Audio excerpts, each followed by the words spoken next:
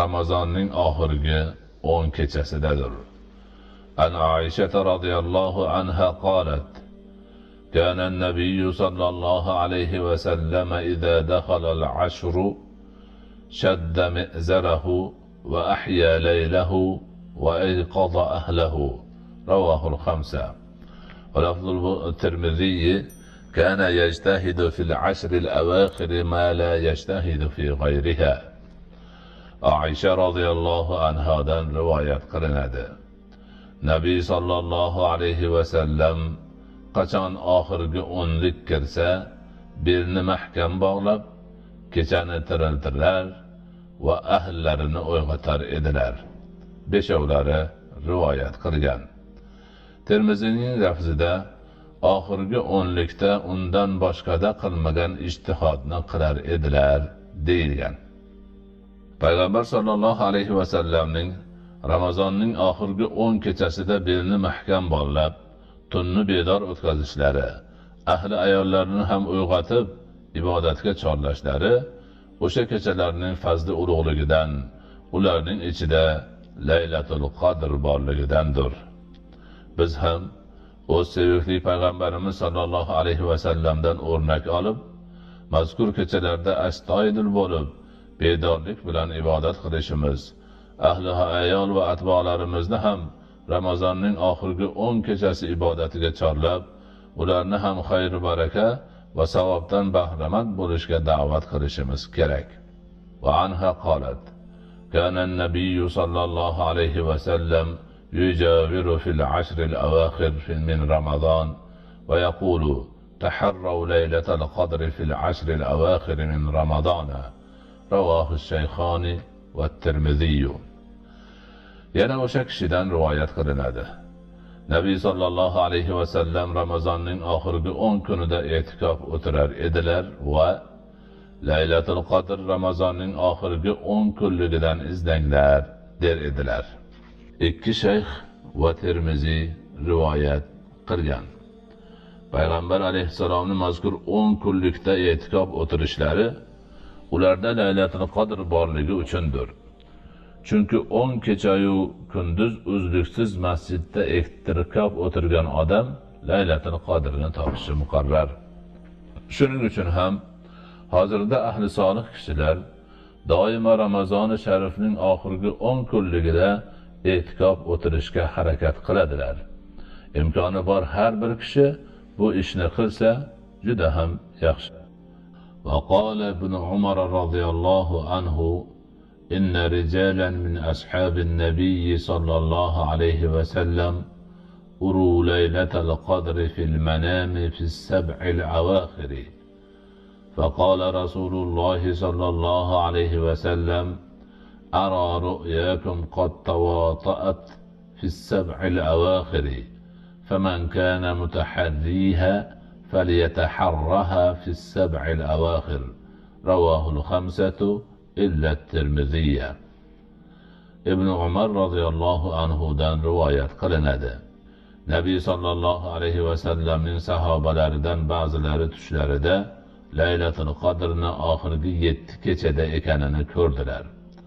Shunda Rasululloh sallallohu alayhi va sallam: sizlarning tushingiz oxirgi 7 kechaga muvofiq kelayotganini ko'rmoqdaman. U kechani izlaydigan bo'lsa, siz oxirgi 7 kechadan izlang dedilar. Beshovlaridan faqat Tirmiziy rivoyat qilmagan. Mo'min kishining tushi vahiy kabidir. Azon sahobalar ko'rgan tush sababli shariatga kiritilganini avval o'rganib o'tgan edik. Mana endi sahoba-i kiromlarning tushlari Laylatul Qadr kechasini aniqlashga yordam bermoqda. Shu tufayli 10 kechadan 7 kechaga qisqartirib, o'sha 7 kechadan Laylatul Qadrni izlashga targ'ib qilinmoqda. An Aisha radhiyallohu anha anna Rasululloh sallallohu alayhi va sallam qol: taharraw laylatal qadri fil vitri min al-ashr al-awakhir min Ramazon. Rawahu ash-Shaykhani va at-Tirmidhi. Aisha radhiyallohu anhadan rivoyat qilinadi. Rasululloh sallallohu alayhi va sallam Laylatul Qadrni Ramazonning oxirgi 10 kechasining tog' kechalarida izlanglar, dedilar. Ikki shayx va Tirmiziy rivoyat qilgan. Ushbu hadisi sharifga binoan Laylatul Qadrni topish uchun Ramazon-i sharifni 21, 23, 25, 27 va 29 kechalarida izlash kerak bo'ladi. An ibn Abbas radhiyallohu anhu عن النبي صلى الله عليه وسلم قال: التمسوها في العشر الأواخر من رمضان، ليلة القدر في 9 تبقى، في 7 تبقى، في 5 تبقى. رواه الثلاثة. ibn Abbas radhiyallohu anhu dan rivoyat qilinadi. Nabiy sallallohu alayhi va sallam Laylatul Qadrni Ramazonning oxirgi 10 kechasidan izlanglar. 9 kecha qolganda, 7 kecha qolganda, 5 kecha qolganda dedilar. Uchovlari rivoyat qilgan. Ushbu rivoyatga binoan Laylatul Qadrni 21, 23, 25 kechalarda izlash kerak bo'ladi. عن أبي سعيد رضي الله عنه قال: إن رسول الله صلى الله عليه وسلم اعتكف العشر الأول من رمضان، ثم اعتكف العشر الأوسط في قبة تركية على سدتها حصير. قال: فأخذ الحصير بيده فنحاها في ناحية القبة، ثم أطلع رأسه فكلم الناس فدنوا منه فقال: إني اعتكفت العشر الأول ألتمس هذه الليلة، ثم اعتكفت العشر الأوسط، ثم أتيت فقيل لي إنها في 10 الأواخر، فمن أحب منكم أن يعتكف فليعتكف. فاعتكف الناس معه. قال: وإني أريتها ليلة وتر، وأني أسجد سبيحتها في طين وماء، فأصبح من ليلة 21 لصلاة الصبح، فمطرت السماء، فوقف المسجد، فأبصرت الطين والماء، فخرج حين فرغ من صلاة الصبح، وجبينه وروثة أنفه فيهما الطين والماء، وإذا هي ليلة 21 من العشر الأواخر. رواه الخمسة إلا الترمذية. وفي رواية: أريت ليلة القدر ثم أنسيتها، وأراني صبحها أسجد في ماء وطين. قال: فمطرنا ليلة 23. أبو سعيد رضي الله عنه دان رواية qilinadi. Rasululloh sallallohu alayhi va sallam Ramazonning avvalgi 10 kunligida i'tikof o'tirdilar.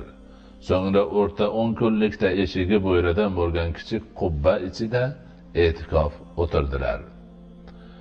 Keyin bo'yrani qo'llari bilan olib, qubbaning bir tomoniga surdilar-da, boshlarini chiqarib odamlarga gapirdilar. Ular u zotga yaqinlashdilar. Shunda u zot: men ushbu kechani izlab avvalgi 10 kunlikda i'tikof o'tirdim. So'ngra o'rta 10 kunlikda i'tikof o'tirdim.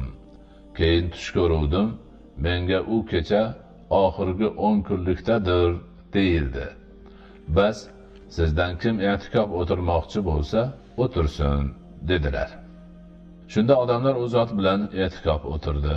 U zot menga tushimda uning tog' kecha ekani va uning tongida loy va suvga sajda qilishim ko'rsatildi, dedilar. Bas 21 kecha tongi otib, bomdod namozi bo'lganida osmondan yomg'ir yog'di. Masjidga chakka o'tdi. Loy va suvni ko'rdim. Bas u zot masjiddan peshonalari va burunlarining uchi loy va suv bo'lgan hollarida chiqdilar. Qarasam, u oxirgi 10 kunlikdan 21 kecha ekan. Beshovlaridan faqat Tirmiziy rivoyat qilmagan. Boshqa bir rivoyatda menga Laylatul Qadr ko'rsatildi. So'ngra esimdan chiqarildi. Menimcha uning tongida loy va suvga sajda qilsam kerak, dedilar. 23 kechada yomg'ir yog'di. Odatda Payg'ambarimiz sollallohu alayhi vasallam masjidning bir burchagida bo'yralarini tiklab, bir kishilik qubba yasab olib e'tikof o'tirganlar. Jamoat namozi vaqti bo'lganda chiqib namozga o'tganlar va yana qubbaga kirib ibodatda davom etganlar. Ushbu rivoyatda kelishicha, bir yili Ramazonning 1 va 2 10 kunliklarida kichik qubba ichida e'tikof o'tirganlar. 3-oxirgi 10 kunlik kelganda esa qubbaning bo'yradan bo'lgan eshigini ochib, boshlarini tashqariga chiqarganlar. Masjidda o'tirgan kishilar bu holni ko'rib, u zot sollallohu alayhi vasallamga yaqin kelganlar. Shunda Payg'ambarimiz sollallohu alayhi vasallam Laylatul Qadrni izlab, Ramazonning avvalgi va o'rta 10 kunliklarida e'tikof o'tirganlari, ammo tushlarida u kecha oxirgi 10 kunlikda ekani, o'sha kechaning alomati o'laroq u zot tongda loy va suvga sajda qilishlari ko'ringanligini so'zladilar. So'ngra odamlarni ham e'tikof o'tirishga targ'ib qildilar. Bir kuni tongda yomg'ir yog'di. Masjid-i Nabaviyning tomiga xurmo shoxlari yopilgan edi xolos. Yoqqan yomg'irning ko'p qismi masjidning yeriga tushar edi.